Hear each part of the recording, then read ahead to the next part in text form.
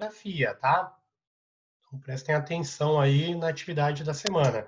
Se alguém tiver uma dúvida, não entendeu, pode mandar no WhatsApp lá ou perguntar hoje. Professor, você mandou essa atividade no roteiro de hoje? Vocês vão começar a fazer amanhã, né? Porque hoje vocês não têm Oi. história, né? Olá, Murilo. É a partir Ah, de entendi. amanhã, beleza? Beleza.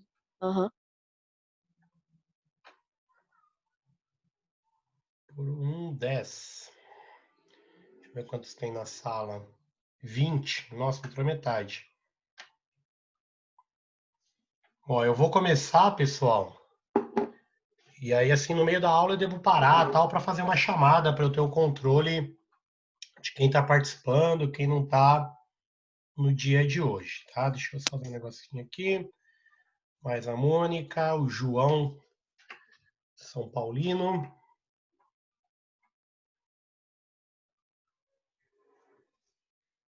Aí no meio da aula eu vejo a chamada, tá? Deixa eu projetar minha tela. Larissa também quer entrar. Deixa eu ver aqui, participantes.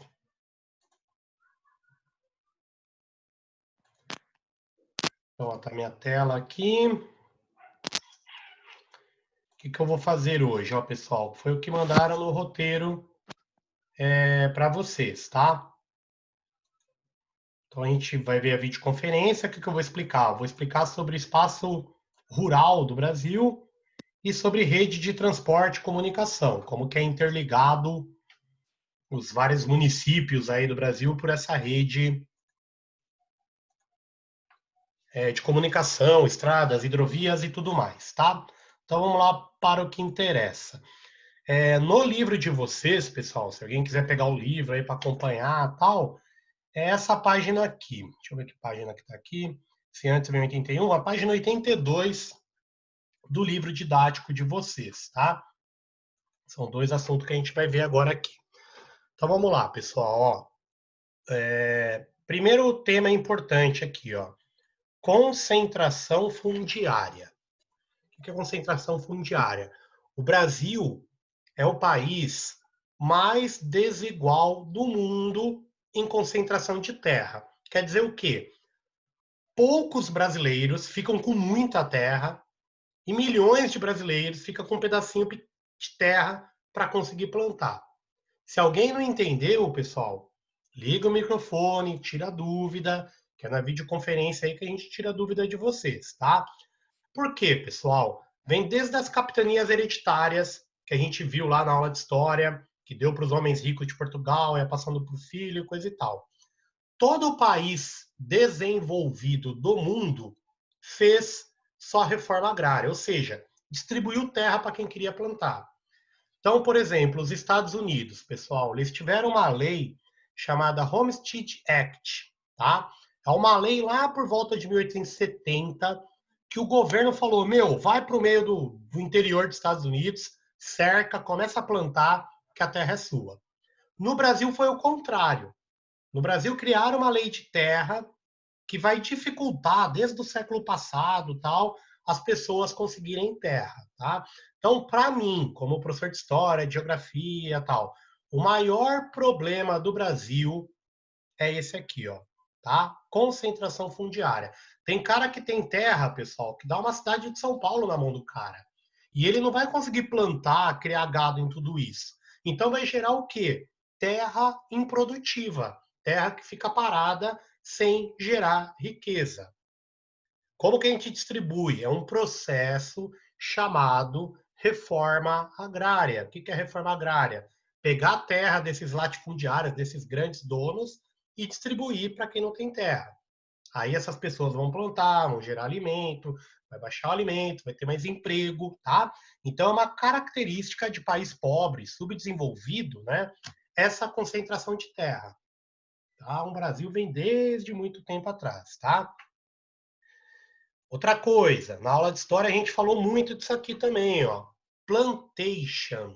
Desde que descobriram o Brasil, o sistema agrícola brasileiro é baseado nessa palavrinha aqui, ó. Plantation. O que é o plantation? Alguém lembra, pessoal? Paulo Húngaro chegando também. Ô, Jair, eu não sei Oi. se é isso. Mas Fala, eu acho que show. foi. Não, esquece. Ó, plantation, pessoal, são 3 características, tá? Primeiro, latifúndio.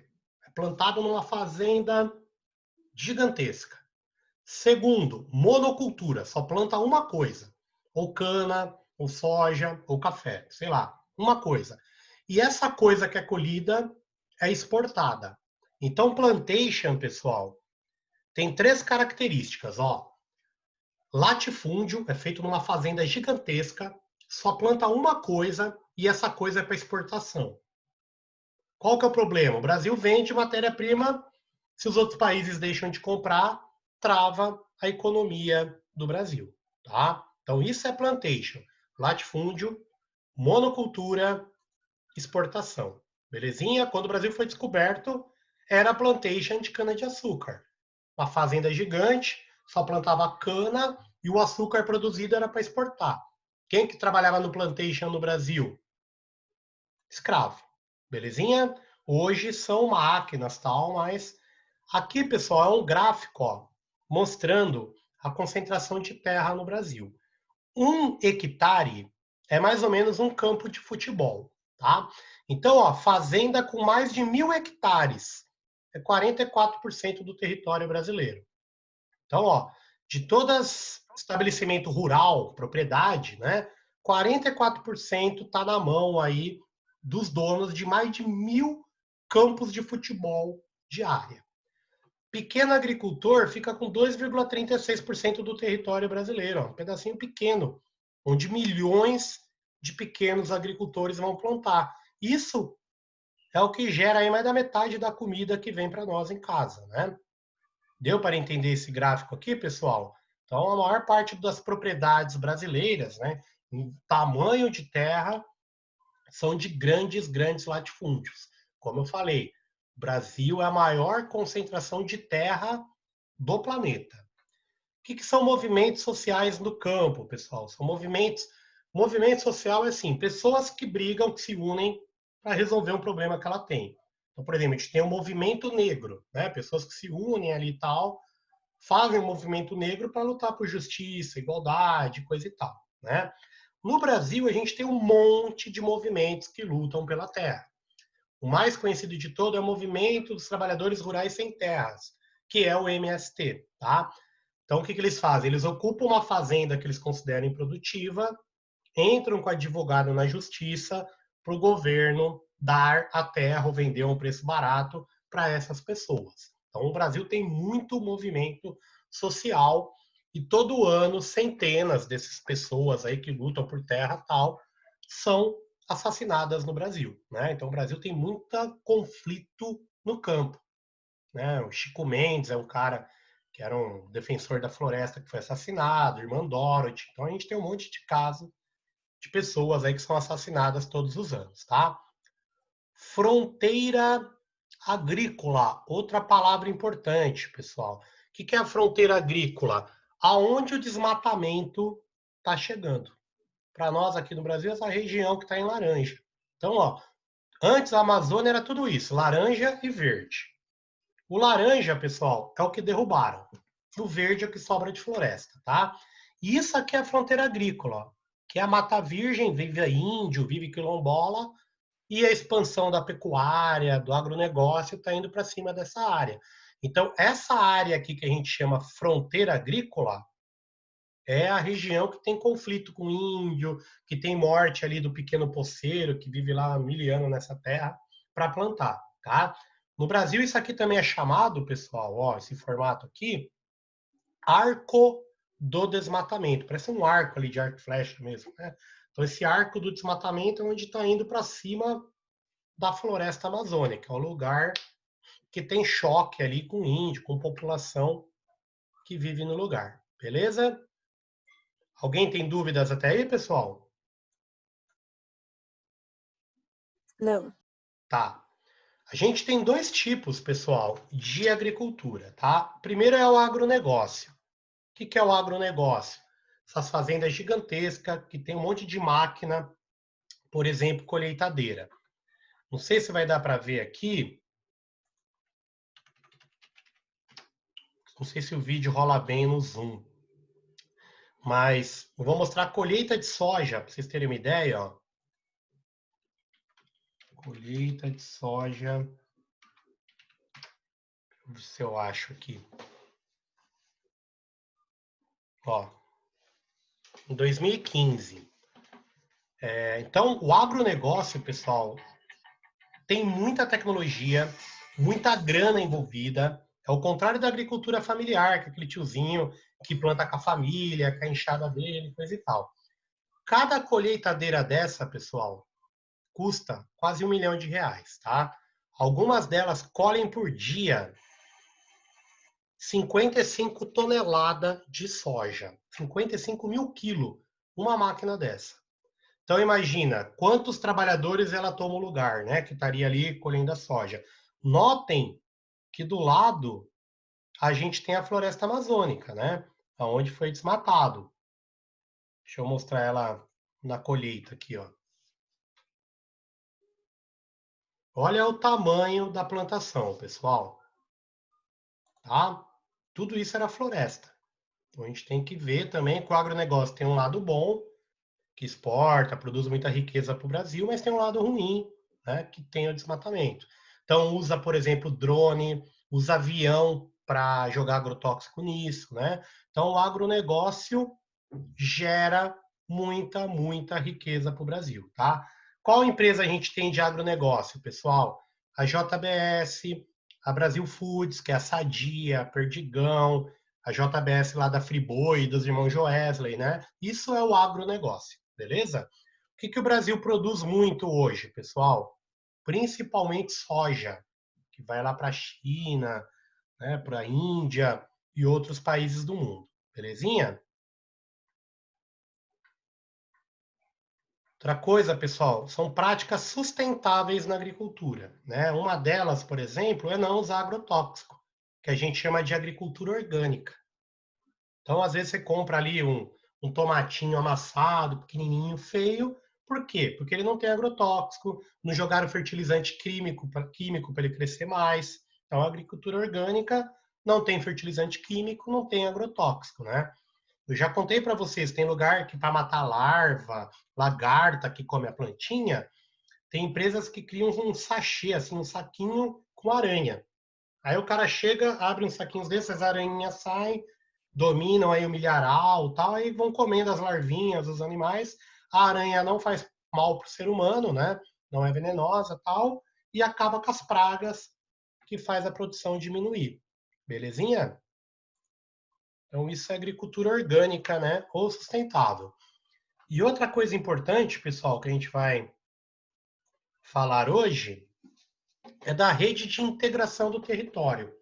Então, quando o Brasil foi descoberto, lá tinha lá Salvador, São Paulo, eles comunicavam os dois com Portugal. Não tinha integração de São Paulo ali com Pernambuco, com a Bahia, né? Isso será feito como? Com as rodovias, com as hidrovias, com telégrafo, hoje com telefone, com internet. Então, por exemplo, São Paulo precisa de matéria-prima que vem lá do Mato Grosso, que vem da Amazônia e tal. Então, tem que ter estradas ligando o território nacional para ter uma boa economia, beleza? Aqui a gente tem, pessoal, as principais rodovias do Brasil. Lógico, ó, concentra tudo aqui, sul, sudeste, nordeste. Olha lá na Amazônia. Essas rodovias aqui, por exemplo, ó,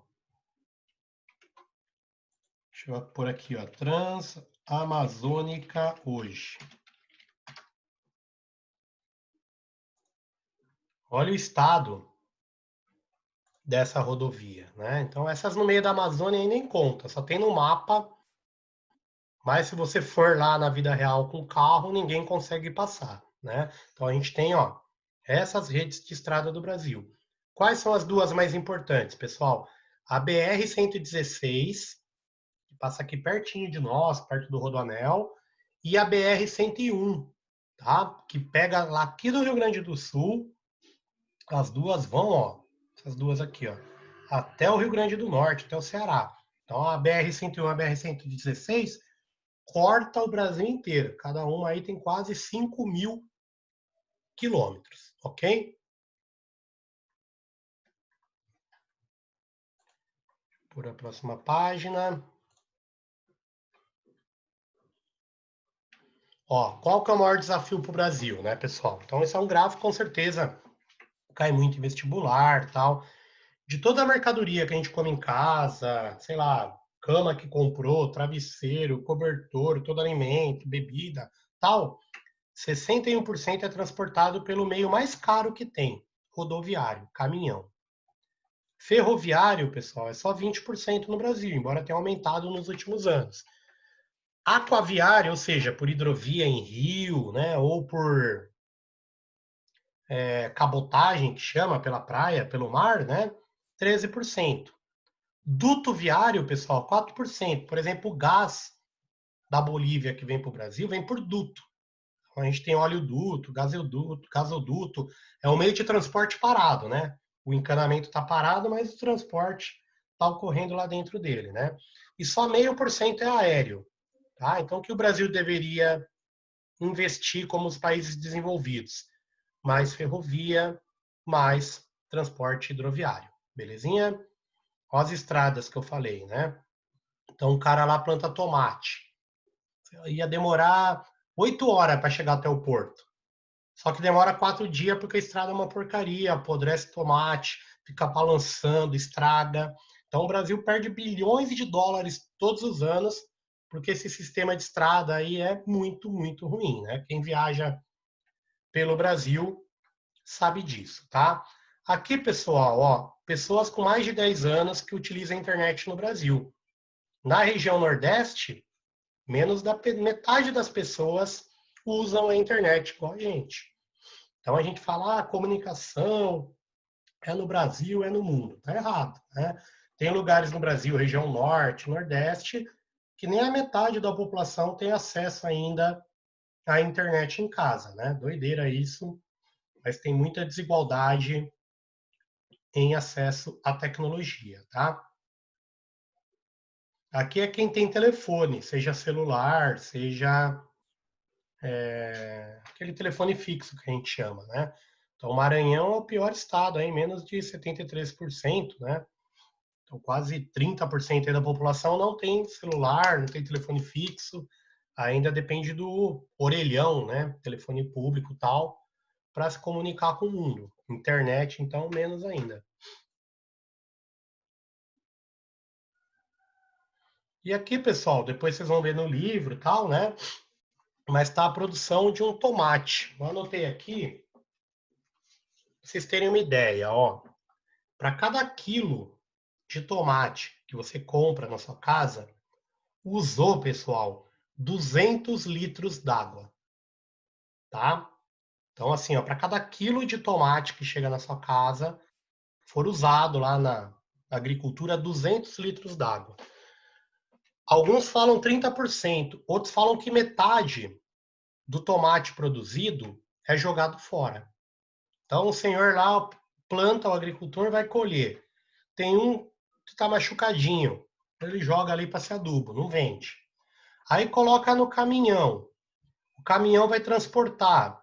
Muitas vezes estraga ali no caminhão, né? Amassa ele, chega lá no Ceasa, o cara joga fora. Aí o feirante vai lá, compra no Ceasa o tomate, um monte de caixa. Quando chega na feira, tem alguns machucados, ele joga atrás da banca ali de tomate. Aí você vai e compra o tomate, leva para sua casa. Aí sua mãe tira um ali que está machucadinho. Você come, deixa no seu prato.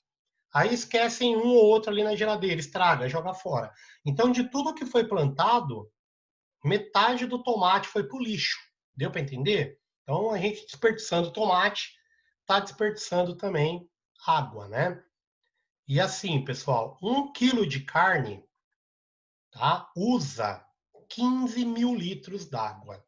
Então, 1 quilo ali de picanha que você compra, o pecuarista gastou 15.000 litros d'água para produzir aquele quilo. Imagina um boi inteiro, quantos milhares de litros, tá? Só para você ter uma noção do que vai, né? E aqui para onde vai o tomate produzido, a maior parte, né? Ó, 21% vira ketchup, 6% extrato de tomate, 65% molho, pomarola, tal, e 8% aquele polpa concentrada, né? Então é assim que a indústria processa o tomate. Disparado, galera. Falou tomate no Brasil, falou Goiás, tá? Então quase 70% aí da produção brasileira vem de Goiás. E conforme eu pedi, pessoal, vocês vão responder no caderno a questão de 1 até 7, tá? Então vai pegar o livrinho, página 92, questão de 1 Professor, até 7, responder. Fala, dúvidas agora. te envia ou não precisa enviar? É bom enviar, galera, que eu tô acompanhando quem faz, quem não faz, quando não Tá é bom. pelo formulário lá, pela fotografia, tá? Então termina, bate uma foto e manda Ô, para mim. prof, Fala. eu posso te pedir uma dúvida, mas é daquela coisa lá de lei que eu vi o vídeo, sabe? Pode falar. Então,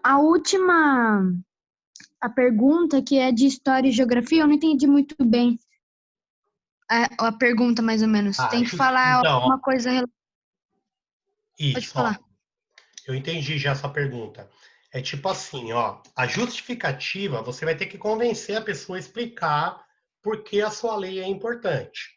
Então, por exemplo, eu peguei aquele exemplo de não poder mais produzir canudinho em São Paulo, tá?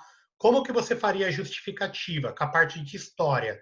Você pode falar quando o plástico foi inventado, como o plástico, através do tempo, vai impactando no meio ambiente, e de geografia. Dados de hoje, ó, produzido tantas toneladas de plástico, tantos por cento vão para o oceano. Então, na justificativa, você vai ter que misturar história e geografia, tá? Bem lembrado Tá. a pergunta, Murilo. Mais alguém tem dúvida, pessoal? Até quando é para entregar a atividade? É até semana que vem, essa da lei, tá? Do Parlamento Jovem. Até semana que vem. O que eu estou passando hoje é até a próxima aula da semana que vem, como na aula normal, né, pessoal? Dou aula hoje, tem a semana que vem aí para devolver, tá? A de história, eu vou ter aula com vocês amanhã e na quinta. Então, vocês têm até a outra quinta-feira para me devolver essa lei. Mais alguém tem dúvida, pessoal? Não? Tranquilinho? Deixa eu só ver quem está aqui. Ok, tá? E aí eu faço chamada por aqui. Então é isso, pessoal. Vai abrir o livro lá na página 92, como se estivesse na aula, né? E dar continuidade aí respondendo os exercícios e tal. Na semana que vem eu corrijo e começo o conteúdo novo. Tranquilo? Tranquilo. Fechou então, pessoal. Vou terminar por Professor, aqui. só uma coisa. Pode falar. Professor, Pode falar, Matheus. essa lição pode ser digitada no computador ou você prefere escrito mesmo? Essa lição de geografia é escrita no caderno e tal, e me manda a fotografia. Aquela da lei de história, obrigatoriamente, tem que ser lá no formulário. Ah, beleza, valeu. Valeu. Certo, pessoal? Mais alguém tem dúvida de alguma coisa? Então tá, eu vou parar por aqui, tá?